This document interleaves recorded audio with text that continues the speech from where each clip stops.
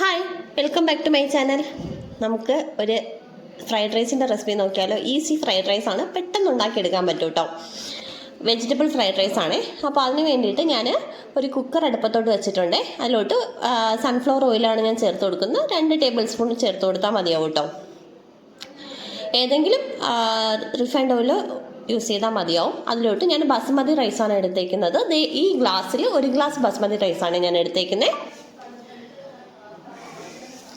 അത് ഒന്ന് ഇളക്കി ഇട്ട് കൊടുക്കുന്നുണ്ട്, കാരണം ഓയിൽ ഒഴിച്ചതല്ലേ. അപ്പോൾ അതൊന്ന് ജസ്റ്റ് ഒന്ന് മിക്സാക്കി കൊടുക്കുന്നുണ്ട് ഓയിലുമായിട്ട്. വെള്ളം ഉണ്ടാവും കേട്ടോ, കാരണം ഞാൻ നന്നായിട്ട് തോർത്തി എടുത്തിട്ടില്ല. അത് പ്രശ്നമില്ല, നമുക്ക് കുറച്ച് വെള്ളം ഉണ്ടെങ്കിലും പ്രശ്നമില്ല. നന്നായിട്ട് കഴുകിയിട്ട് അതിലോട്ട് ഇട്ട് കൊടുത്താൽ മതിയാവും. അതിലോട്ട് ഞാൻ ആവശ്യത്തിൽ ഉപ്പ് കൂടി ഇട്ട് കൊടുത്തിട്ട് ഒന്ന് ഇളക്കുന്നുണ്ട്. ഇളക്കിയതിന് ശേഷം ആ സെയിം കപ്പിൽ തന്നെ 1.5 കപ്പ് വെള്ളം ഒഴിച്ചു കൊടുക്കുന്നുണ്ട്.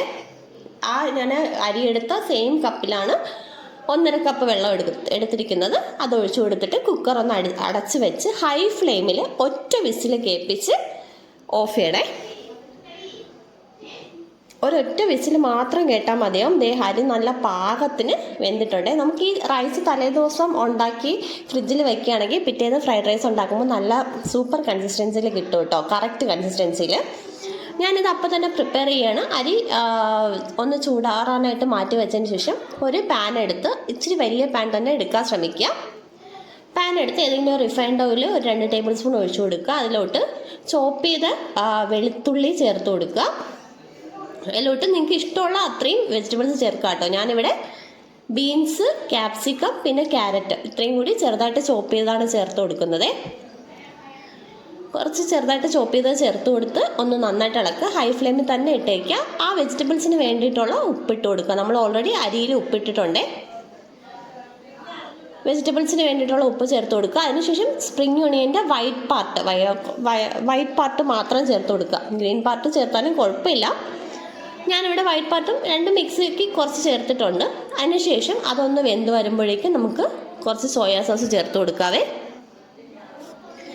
സോയാ സോസ് ചേർത്ത് കൊടുത്ത് നന്നായിട്ടൊന്ന് ഇളക്കുക.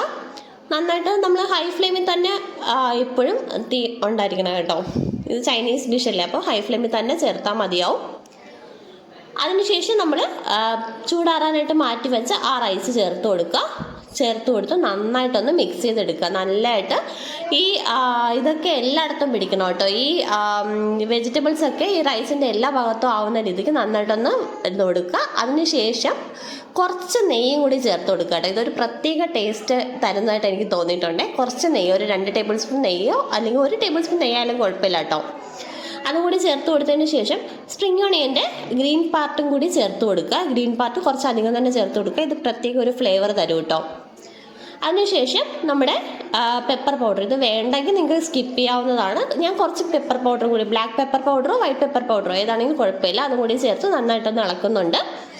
ഇത്രേ ഉള്ളൂ കേട്ടോ. നമ്മുടെ ഫ്രൈഡ് റൈസ് ഇവിടെ റെഡി ആയിട്ടുണ്ട്. ചില്ലി ചിക്കൻ്റെ കൂടെയും കോളിഫ്ലവർ ഗോബി മഞ്ചൂരിയൻ്റെ കൂടെയും ഒക്കെ കഴിക്കാൻ പറ്റുന്ന നല്ല സൂപ്പർ ടേസ്റ്റി ആയിട്ടുള്ള ഡിഷാണ്. നിങ്ങൾ എല്ലാവരും ഒന്ന് ട്രൈ ചെയ്ത് നോക്കുക. ചില്ലി ചിക്കൻ്റെ ഗോബി മഞ്ചൂരിയൻ റെസിപ്പി ഞാൻ ഓൾറെഡി പോസ്റ്റ് ചെയ്തിട്ടുണ്ട്. ഡിസ്ക്രിപ്ഷൻ ബോക്സിൽ ലിങ്ക് കൊടുത്തേക്കാം കേട്ടോ. അപ്പോൾ വീഡിയോ ഇഷ്ടപ്പെട്ട ലൈക്ക് ചെയ്യുക, ഷെയർ ചെയ്യുക, ചാനൽ കൂടി സബ്സ്ക്രൈബ് ചെയ്ത് സപ്പോർട്ട് ചെയ്യണേ. താങ്ക്